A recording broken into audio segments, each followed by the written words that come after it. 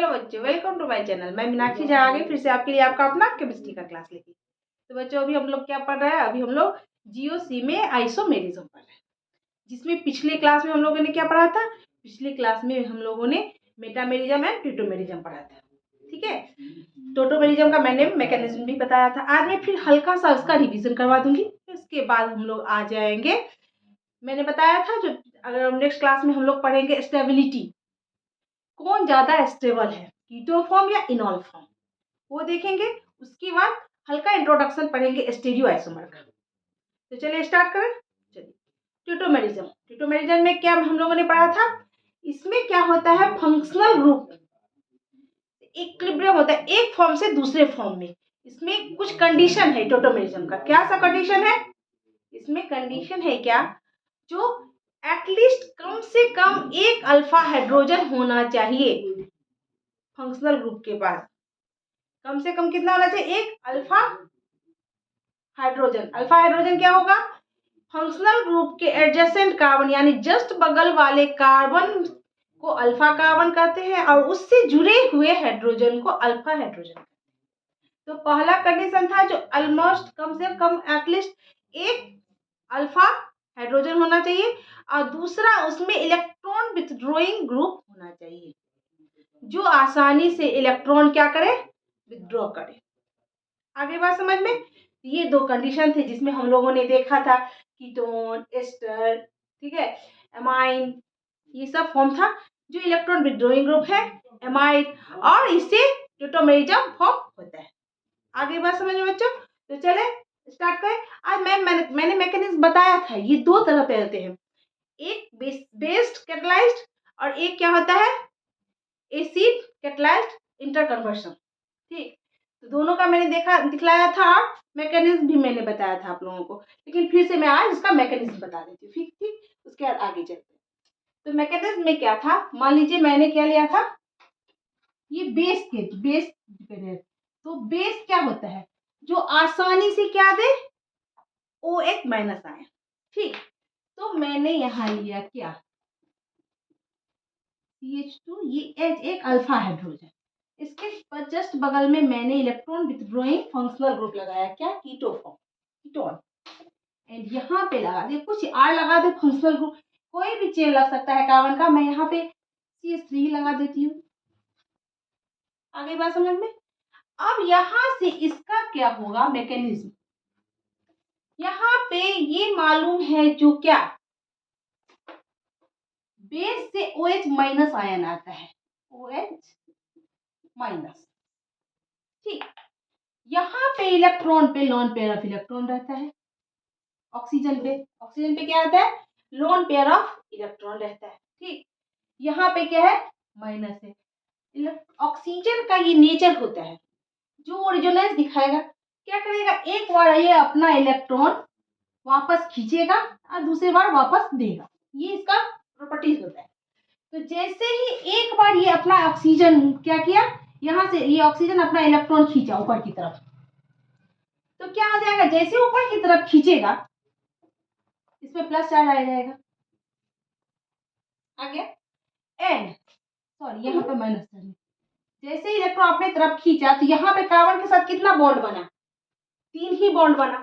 अब कार्बन को तो स्टेबल होने के लिए 4 बॉन्ड, क्योंकि कार्बन की वैलेंसी 4 होती है, 4 चाहिए। तो कार्बन क्या करेगा? यहाँ से ये इलेक्ट्रॉन, ये हाइड्रोजन अपना इलेक्ट्रॉन इस कार्बन को देगा। ये H प्लस फॉर्म में आ गया। अब H प्लस फॉर्म में आ गया, यहाँ OH माइनस है, ये यहाँ से इसके पास गया, H2O के फॉर्म में निकल गया। अब यहाँ तो डबल बॉन्ड बन गया, तो क्या हो गया? यहाँ पे डबल बॉन्ड बन गया, तो CH2, ठीक, डबल बॉन्ड C हो गया। यहाँ पे एक सिंगल बॉन्ड O, ठीक, यहाँ पे हो गया प्लस चार्ज, क्योंकि इलेक्ट्रॉन ले लिया है तो यहाँ पे माइनस चार्ज हो जाएगा। हाँ, एंड यहाँ पे क्या हो जाएगा? ये CH। अब यहाँ तो वाटर है, यहाँ वाटर तो है ही, मालूम है ये वाटर का। वाटर में क्या होता है? एक O और 2 H, एक H plus H minus, plus minus. ठीक, अब ये O कहाँ जाएगा? इस ऑक्सीजन के पास। जब ऑक्सीजन क्या करेगा? अपना इलेक्ट्रॉन खींच लिया है, तो यहाँ पे ये मोस्ट इलेक्ट्रोनिगेटिव एलिमेंट है, उस पर प्लस चार्ज आ गया, तो ये क्या लेगा, यहाँ से इलेक्ट्रॉन खींचेगा, और ये OH चला गया यहाँ पे। अब बन गया क्या, देखिए CH2 डबल बॉन्ड C, यहाँ OH एंड CH3, और ये फिर वापस माइनस OH के फॉर्म में निकल गया।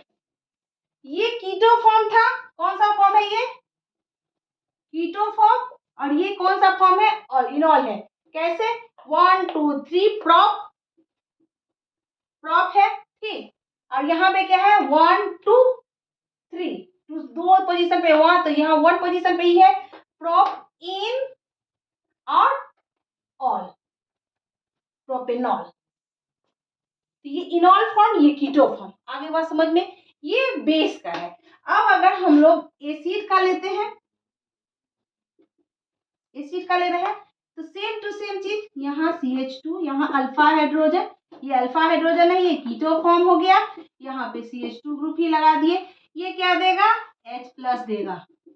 यहाँ लोन पेयर ऑफ इलेक्ट्रॉन है, ये क्या करेगा, अपना इलेक्ट्रॉन इस हाइड्रोजन को देगा, हाइड्रोजन इस पे जाके अटैच हो जाएगा, यहाँ CH2 C डबल बॉन्ड, यहाँ O, यहाँ H आ गया। चूंकि हाइड्रोजन जो है, ऑक्सीजन जो है, हाइड्रोजन को लोन पेयर इलेक्ट्रॉन दिया है, इस पे क्या आ जाएगा, प्लस चार्ज आ जाएगा, एंड यहाँ पे CH2। अब यहाँ पे प्लस चार्ज आ गया है, और प्लस चार्ज आ गया है, और यहाँ तो H है ही, तो वो तो क्या करेगा, अपना प्लस चार्ज, एक तो मोस्ट इलेक्ट्रोनिगेटिव है ऑक्सीजन, ऊपर से प्लस चार्ज, तो बहुत खतरनाक है, तो ये क्या करेगा, अपना प्लस चार्ज हटाने के लिए ये इलेक्ट्रॉन कहाँ से लेगा, यहाँ से,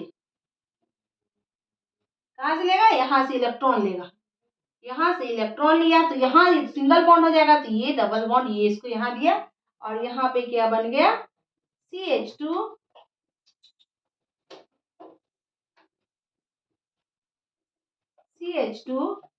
डबल बॉन्ड C, यहाँ O और H लग गया, यहाँ पे हो गया CH2, सॉरी CH3, यहाँ CH3, तो ये हो गया कौन सा, enol form, enol, keto form and enol form.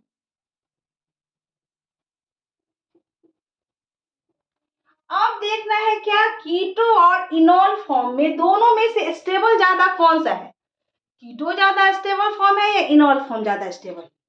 तो जो जितना स्ट्रॉन्ग एसिड होगा वो उतनी आसानी से क्या करेगा, H+ आयन देगा, और जो जितना वीक होगा वो कम आसानी से देगा H+ आयन।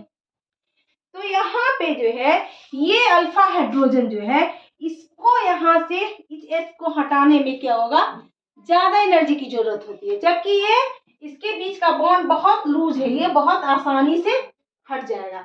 यानी कि कीटो फॉर्म जो है, ये C और H के बीच का जो बॉन्ड है, ये जो है, ये वीक एसिड है। कौन सा है, कैसा एसिड है, वीक एसिड है। जबकि इनॉल फॉर्म में O और H जो है, ये क्या है, स्ट्रॉन्ग एसिड है, और स्ट्रॉन्ग एसिड ज्यादा आसानी से H+ देगा। यानी कि ये जो keto form is more stable than enol form. क्या होगा, keto form is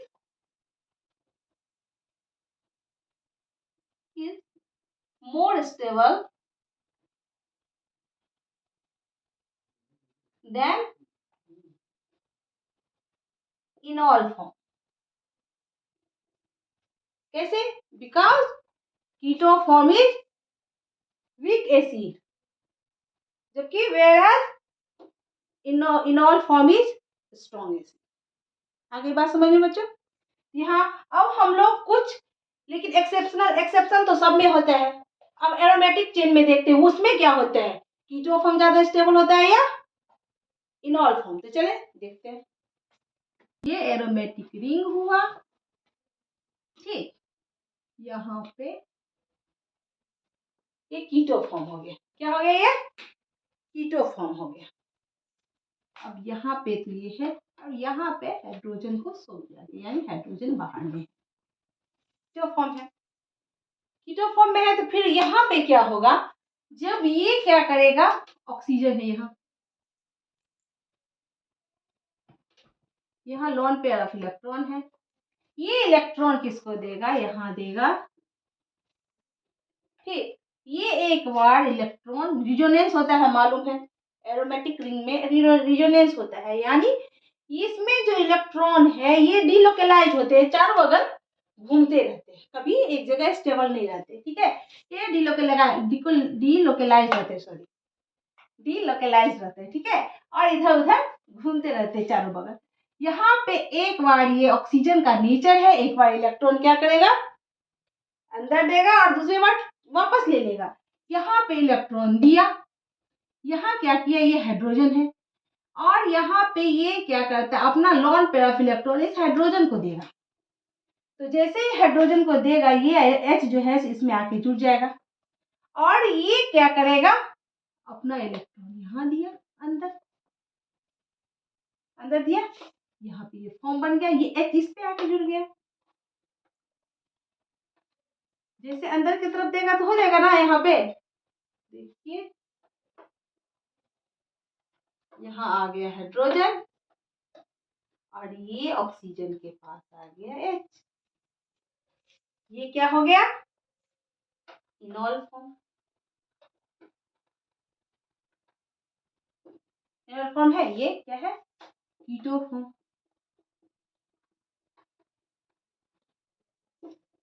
keto form में हाइड्रोजन कैसे है, इसको यहां से हाइड्रोजन निकालने में बहुत ही आसानी है, आसानी से निकल जाएगा।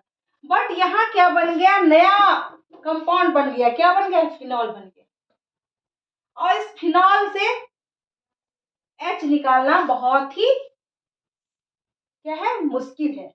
आगे बात समझ में। तो यहाँ पे कौन ज्यादा स्टेबल हुआ, यहाँ पे इनॉल फॉर्म इज मोर स्टेबल, ये 0.1% है, जबकि ये 99.9% स्टेबल है। Y, due to resonance. 12 में मैंने 12 का देखिएगा मेरा, मैंने रिजोनेंस बहुत ही अच्छे से आप बार बार समझाया है, एरोमेटिक रिंग का रिजोनेंस कैसे होता है मैंने बार बार समझाया आपको। ठीक है, तो ये रिजोनेंस के कारण इसमें इलेक्ट्रॉन क्या होगा, ये इसके इधर यहाँ पे फेंका, यहाँ पे दिया, तो ये पे यहाँ आ गया, और ये हाइड्रोजन टूट गया, तो है ना, ये टूट के यहाँ पे इसमें जुड़ गया, और फिर यहाँ पे बन गया क्या, फिनॉल का फॉर्मेशन हो गया। रिजोनेंस में से ही चलता रहता है ना, जैसे यहाँ ऑक्सीजन है, ऑक्सीजन यहाँ रहता है, मान लीजिए यहाँ पे क्या है, यहाँ है, यहाँ एक बार ये इलेक्ट्रॉन यहाँ पे फेंकेगा देगा, तो यहाँ का H यहाँ पे आ जाएगा। अब जब ये H यहाँ गया तो इलेक्ट्रॉन कहाँ चला जाएगा, यहाँ आ जाएगा, फिर ये इलेक्ट्रॉन ऐसे यहाँ पे जाएगा, H यहाँ पे आ जाएगा। ये रिजोनेंस ऐसे चलता है। अभी आप लोग के समझ में नहीं आएगा, जैसे जैसे आगे क्लास में जाइएगा, बड़े क्लास में, और थोड़ा इसके बाद मैं बताऊंगी। ठीक है, तो ये इसका मतलब यहाँ पे निष्कर्ष क्या निकला, यहाँ पे निकला जो एरोमेटिक रिंग में keto form is more stable than enol form. यहाँ तक बात समझ में आ गई, why, due to resonance, resonance के कारण। आगे बात समझ में। अब मैंने कुछ और कंपाउंड बताया था, जैसे एमाइन, इसके बाद एमाइड, ये तो चलिए उसका भी एग्जांपल देख लेते हैं, इसके बाद आगे बढ़ते हैं। टॉटोमेरिस, ठीक, जैसे क्या है, यहाँ हम लोगों ने एमाइन लिया, कैसे, यहाँ क्या है, डबल बॉन्ड है। ठीक है, यहाँ पे लीजिए प्रोपाइमाइन, प्रोपेन प्लस अमाइन, एक कार्बन का चिन्ह बहुत बड़ा भी हो सकता है, इसके लिए कुछ लिख सकते हैं, इसे इमाइन, अमाइन बोलते हैं। ठीक है, अब यहाँ पे क्या हुआ, कईन अमोनिया जो है क्या दिखाएगा, रिजोनेंस दिखाएगा। ये यहाँ पे डाला, यहाँ इलेक्ट्रॉन, जैसे ही कार्बन के पास यहाँ डबल बॉन्ड बना तो क्या होगा, ये हाइड्रोजन यहाँ सेक्रीफाइस करेगा, यहाँ से निकल जाएगा, और निकल के कहाँ जुड़ेगा, क्योंकि इसने अपना लोन पेयर इलेक्ट्रॉन इसको दिया था, इस पे आके यहाँ क्या बनेगा, NH2, इसे क्या बोलेंगे, एनामाइन, क्योंकि डबल बॉन्ड है तो N, और ये क्या है, amine, enamine. Same to same amide के केस में होता है, यहाँ ऑक्सीजन के कारण हुआ, ऑक्सीजन क्या किया, यहाँ पे ऑक्सीजन यहाँ डबल बॉन्ड अपना इलेक्ट्रॉन यहाँ दिया, तो हाइड्रोजन यहाँ से निकल के कहाँ जाएगा, इस ऑक्सीजन के पास जाएगा, और OH बन जाएगा, यहाँ बना क्या, एमाइडो, एमाइड था, एमाइडो बन गया। आ रही बात समझ में? अब यहाँ पैरा पोजीशन पे same to same para position पे रिजोनेंस के कारण होगा। यहाँ पे हाइड्रोजन क्या करेगा, अपना एक इलेक्ट्रॉन, जैसे ही ऑक्सीजन फिर क्या किया, अपना इलेक्ट्रॉन यहाँ पे डाला, ये इलेक्ट्रॉन यहाँ पे डाला, तो ये कहाँ चला गया, ये हाइड्रोजन यहाँ पे आ गया, ये हाइड्रोजन फिर यहाँ पे डाला, तो यहाँ से एक हाइड्रोजन सेक्रीफाइस करके चला गया यहाँ, और फिर पोजीशन कैसा हो गया, देखिए यहाँ आया, यहाँ आ बन गया, फिनॉल का फॉर्मेशन हो गया। कैसे हो गया, यहाँ पे यहाँ हाइड्रोजन दो ठो दिखाया गया, एक हाइड्रोजन, यहाँ पे डबल बॉन्ड ऑक्सीजन, ऑक्सीजन एक बार इलेक्ट्रॉन दिया यहाँ पे तो पहले था ही, ठीक। अब यहाँ रिजोनेंस दिखा, इलेक्ट्रॉन जैसे ही यहाँ पे दिया ना यहाँ पे, तो यहाँ का हाइड्रोजन कहाँ चला जाएगा, यहाँ। अब ये क्या करेगा, अब जैसे ही ये तो यहाँ पे बॉन्ड बन गया, नेक्स्ट स्टेप में कहाँ बन गया, यहाँ पे बॉन्ड बन गया, ये हाइड्रोजन, अब ये कहाँ चला गया, ये पोजीशन से ये उठ के यहाँ से ये हाइड्रोजन जैसे ये गया, तो ये पोजीशन तो यहाँ आ गया ना, आगे बात ना, यहाँ हाइड्रोजन गया।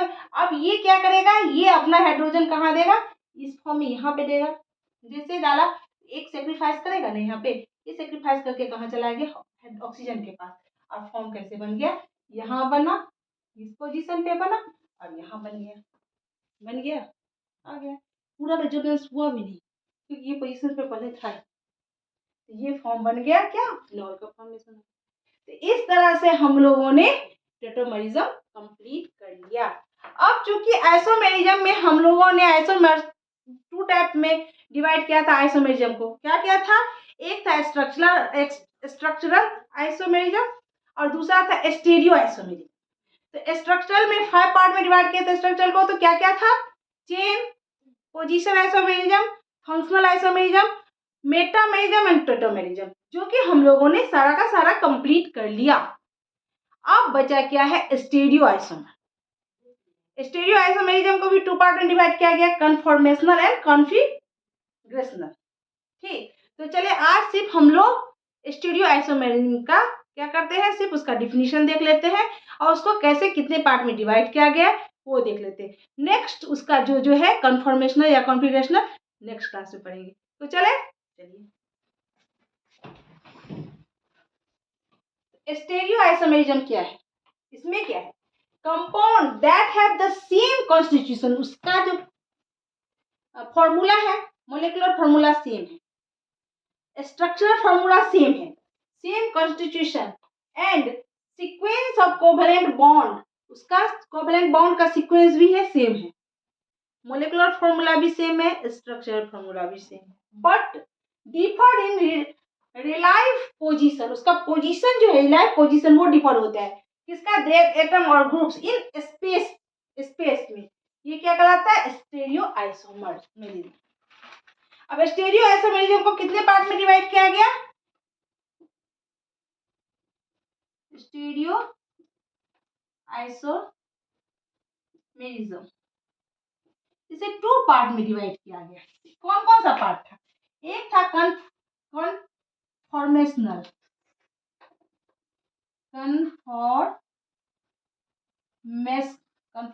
METIONAL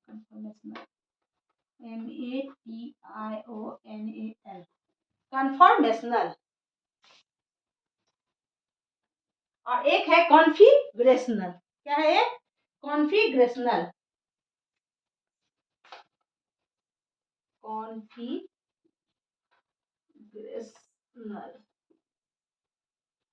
ठीक। कॉन्फॉर्मेशनल ये आइसोमर कहाँ होता है, वो सिर्फ ऐसे कार्बन कंपाउंड में होते हैं जिनमें सिर्फ सिंगल बॉन्ड होते हैं। किसमें पाया जाता है कन्फॉर्मेशनल आइसोमर, स्टीरियो आइसोमर, ऐसे कार्बन कंपाउंड जिनमें ओनली सिंगल बॉन्ड होते हैं, सिर्फ इसमें ही पाया जाता है क्या, कन्फॉर्मेशनल स्टीरियो आइसोमेरिज्म। जबकि कॉन्फिगरेशनल को 2 पार्ट में डिवाइड किया गया, कौन कौन, पहला तो क्या है ज्योमेट्रिकल आइसोमेरिज्म और दूसरा ऑप्टिकल आइसोमेरिज्म में। ज्योमेट्रिकल आइसोमेरिज्म किसमें पाया जाता है, जिसमें कार्बन के बीच डबल बॉन्ड होता है, एंड ऑप्टिकल किस में होता है? ओनली sp3 हाइब्रिडाइज जो कंपाउंड होते हैं, आइटम होते हैं, उनमें ही ये ऑप्टिकल आइसोमेरिज्म पाया जाता है। आगे बात समझ में। कॉन्फॉर्मेशनल आइसोमेरिज्म को सेपरेट नहीं किया जा सकता, इसे सेपरेट किया ही नहीं जा सकता, जबकि इसे सेपरेट किया जा सकता है। किस किस को? इसको, कॉन्फिगरेशनल को। इस तरह से आज हम लोगों ने सिर्फ ओनली इसका क्या देखा? सिर्फ डिफिनीशन देखा और हल्का फुल्का मैंने आपको इसके बारे में बताया। अब नेक्स्ट क्लास में मैं इसे पूरी तरीके से, पूरे भाष्य से अच्छे से समझा दूंगी। तो इसके लिए आपको मेरे साथ जुड़े रहना पड़ेगा, और जुड़े रहने के लिए क्या करना होगा? सबसे पहले मेरे चैनल को सब्सक्राइब करना पड़ेगा। सब्सक्राइब कीजिएगा, तभी जब भी मैं पढ़ाने लगूंगी तो नोटिफिकेशन जाएगा। मैंने वीडियो अपलोड किया, आपके पास नोटिफिकेशन गया। ठीक है, इसीलिए मेरे चैनल को जल्द से जल्द सब्सक्राइब कीजिए, और इसके लिए और अपने दोस्तों के बीच इसको शेयर कीजिए, जितना हो सके उतना शेयर कीजिए, लाइक कीजिए। लाइक कीजिएगा तो मेरा मोरल सपोर्ट बढ़ेगा, और तभी मैं अच्छा क्या करूँगी? वीडियो बना के आप लोगों को दूंगी, जिससे आप लोगों को और हेल्प मिले। इसलिए प्लीज़ मेरे चैनल को सब्सक्राइब कीजिए, लाइक कीजिए, और जितना हो सके शेयर कीजिए। तब तक के लिए टेक केयर, अच्छे से पढ़िए, और बाय बाय।